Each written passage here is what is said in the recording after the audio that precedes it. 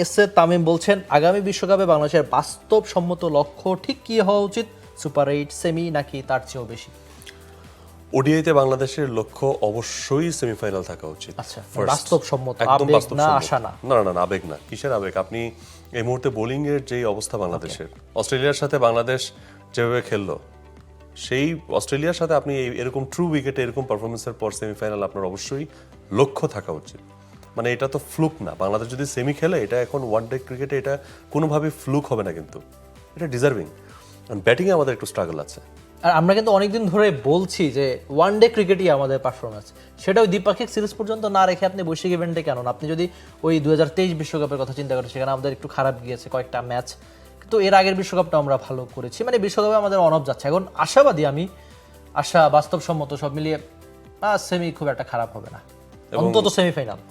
সব মশার বিরুদ্ধে সুরক্ষা দিতে এলো বসুন্ধরা এক্সট্রিম অ্যারোসল, মশার বিরুদ্ধে এক্সট্রিম সুরক্ষা। এবং হ্যাঁ, মানে আপনি ইভেন 19 বিশ্বকাপেও যেভাবে আপনি পারফর্ম করলেন, বা আপনি যদি আমাদের প্লেয়ারদের কথা চিন্তা করেন, লাইক সাকিব আল হাসান, তার যে পারফরমেন্স ছিল, তো তারপরে বাংলাদেশের ব্যাটিং বোলিং দুই ডিপার্টমেন্ট যদি আপনি চিন্তা করেন, ব্যাটিংয়ে রেজিলিয়েন্স দেখানোর মতো এই মুহূর্তে আপনার হাতে কিন্তু ব্যাটার আছে। Tanzid Tamim at the top, he starts very good. আপনার ম্যাচকে ধরা এবং ম্যাচকে মোবিলাইজ করা, এই দুই জায়গাতে শান্ত এবং লিটন খুব ভালো করছে। Middle order, lower middle order এই মুহূর্তে হৃদয় মোসাদ্দেক, আশা জাগানিয়া, মিরাজের ফর্মটা নিয়ে প্রশ্ন আছে। মিরাজ হয়তোবা তার ফর্ম নিয়ে কাজ করবেন, ব্যাটিং নিয়ে কাজ করবেন। এই মুহূর্তে কনসার্নিং জায়গায় যদি থাকে, মিরাজের ব্যাটিং আছে, এটা কনসার্ন। এটা মিরাজকেও এটা মানতে হবে, কাজ করতে হবে। তো বোলিং ডিপার্টমেন্ট নিয়ে বাংলাদেশের কোনো প্রশ্ন হবে না।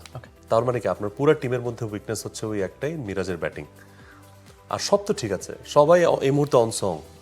হ্যাঁ, তানজিদের সঙ্গীকে ওটা নিয়ে অথবা একটা কনফিউশন থাকতে পারে, ঠিক আছে, সাইফ হাসান স্টেডি হবেন নাকি সৌম্য সরকার স্টেডি হবেন। তো এখানে আরেকটা কাজ আছে। সেই দুইটা কাজ আপনি এই টাইমের মধ্যে ঠিক করে ফেলেন। সামনে আপনারা সাউথ আফ্রিকা সিরিজও আছে, তো সেখানে আপনি মানে ওটা তো আপনার ওয়ার্ল্ড কাপ ভেন্যু, ওটা আপনি এক্সপেরিমেন্ট করেন। For more updates, subscribe to our YouTube channel and click on the bell icon. Follow us on Facebook and Instagram. Download T-Sports app to enjoy exciting games and highlights. Visit tsports.com.